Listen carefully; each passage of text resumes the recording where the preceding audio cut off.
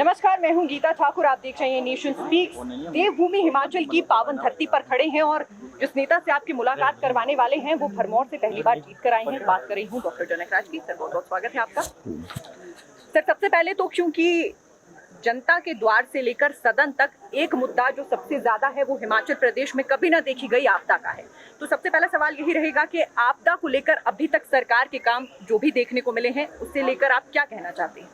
देखिए, ये सरकार जो है वो आपदा को प्रबंधन करने में बहुत बुरे तरीके से विफल रही है और जो राहत दी जा रही है वो उसमें बहुत भाई भतीजावाद हो रहा है और लोगों को जहाँ कहीं राहत देने की बारी आ रही है तो वहाँ पर सरकारी माध्यम से न देकर उनको कैश वितरित किया जा रहा है, जो अपने आप में कई सवालिया निशान लगाता है इस बात पे।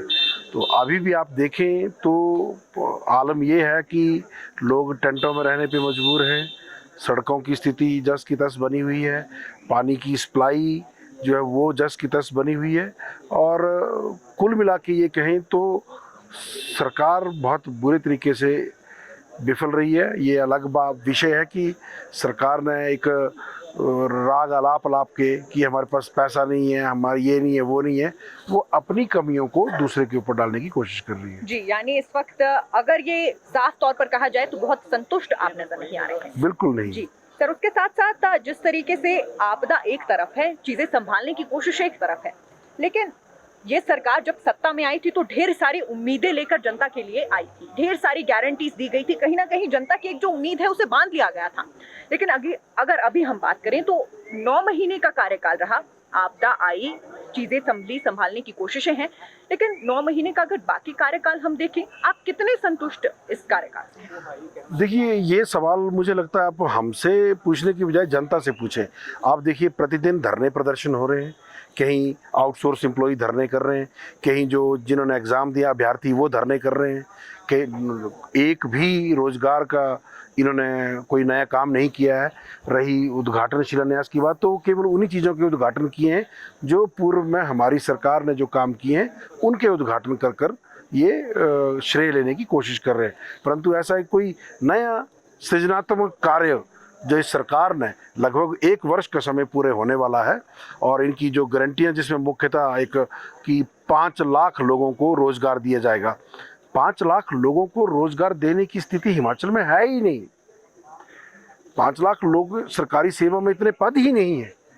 तो ये बताएं ना, इन्होंने कितने पद नए जो है वो क्रिएट किए हैं और कैसे इस गारंटी को पूरा करेंगे।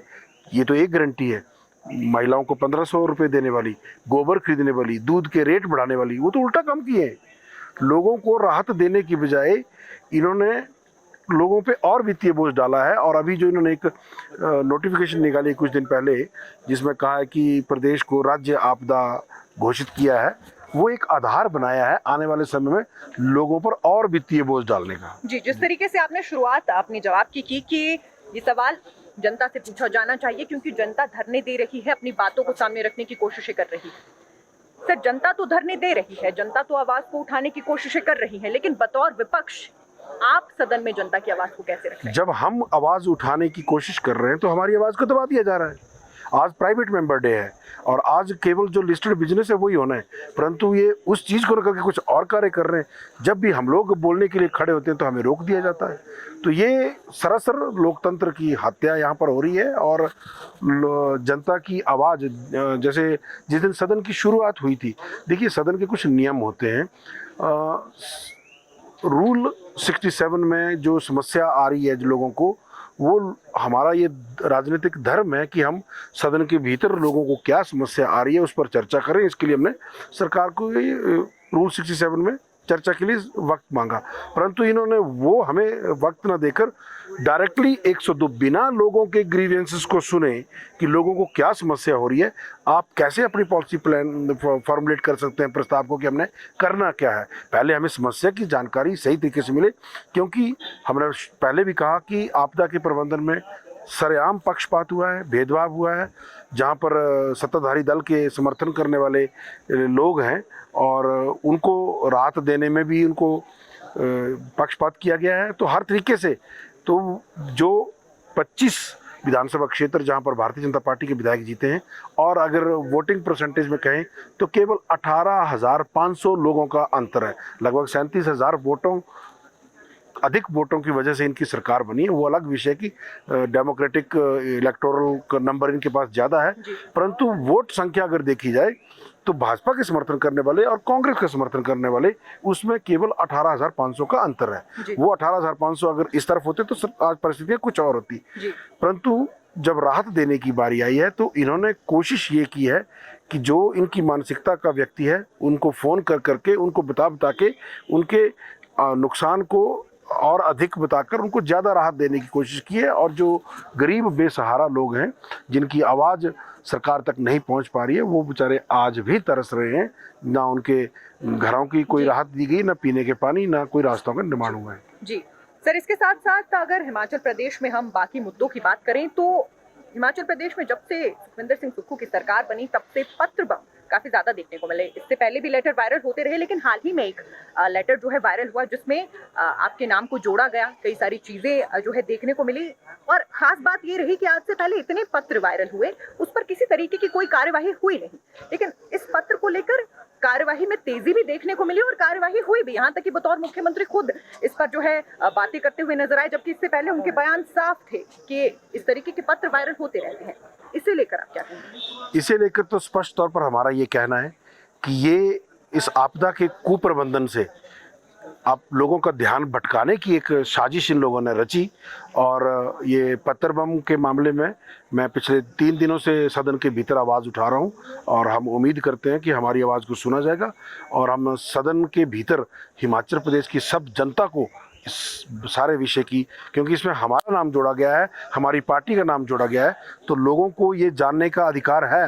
हिमाचल के लोगों के मन में जो सवाल उठ रहे हैं कि आखिर सच्चाई क्या है, विषय क्या है, क्योंकि तोड़ मरोड़ कर सूचना कहीं से कहीं पर, तो सदन के भीतर मैं अपने विधानसभा क्षेत्र की लोकतांत्रिक आवाज़ के रूप में पूरे हिमाचल प्रदेश को इस पत्थर बम की सच्चाई जो है वो बताने जा रहा हूं। और जैसे भी हमें सदन में इस बात का मौका मिलेगा, हम सदन में जनता के समक्ष पूरा ये विषय रखेंगे। जी सर, ऐसा कहा जाता है कि एक सत्ता पक्ष को भी बेहतर बनाने के लिए एक मजबूत विपक्ष की बहुत जरूरत रहती है।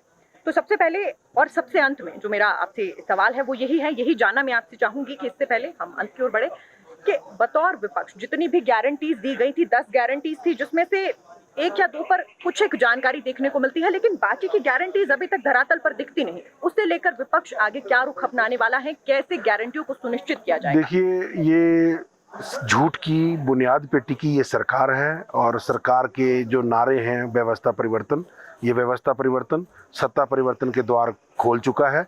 हम तो ओपन चैलेंज करते हैं कि नहीं विश्वास है तो लिखिए चिट्ठी केंद्र सरकार को कि हम एक राष्ट्र एक चुनाव के समर्थन में हैं, और हम कभी भी चुनाव करवाने के समर्थन में।